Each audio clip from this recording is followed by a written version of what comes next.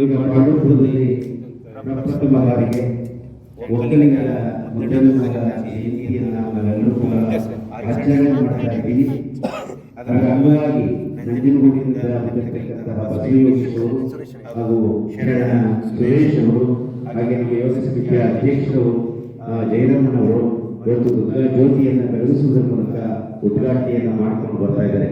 ಇದು ಪ್ರಪ್ರಥಮ ಬಾರಿಗೆ ಪಾಂಡವಪುರದಲ್ಲಿ ಆಚರಣೆ ಮಾಡತಕ್ಕಂಥದ್ದು.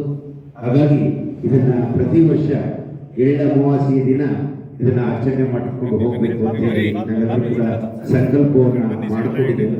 ಹಾಗೆ ನಾವೆಲ್ಲರೂ ಕೂಡ, ಯಾಕೆಂದ್ರೆ ರೈತ ಅನ್ನದಾತ ಅಂತ ಹೇಳ್ತಾರೆ.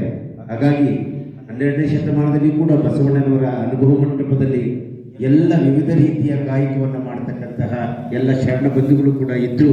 ಅದರಲ್ಲೂ ಕೂಡ ಮುಖ್ಯಸ್ಥರಾದಂಥವರು ಯುವಕರಿಗರ ಮುದ್ದಣ್ಣನವರು ಬಸವಣ್ಣನವರ ಆದಿಯಾಗಿ ಬಸವ ಪ್ರಮಾದಿಗಳ ಶರಣರ ಪಥದಲ್ಲಿ ನಡ್ಕೊಂಡು ಹೋದಂಥವರು, ಉಳುವ ಕೆಲಸವನ್ನೇ ಕಾಯಕವನ್ನಾಗಿ ಮಾಡಿಕೊಂಡು ಆ ನಿಟ್ಟಿನಲ್ಲಿ ತಮ್ಮ ಜೀವನವನ್ನು ಸಾಗಿಸಿದಂಥವರು. ಅಂತ ಮಹಾನ್ ಶರಣರ ಇವತ್ತು ಜಯಂತಿಯನ್ನು ನಾವೆಲ್ಲ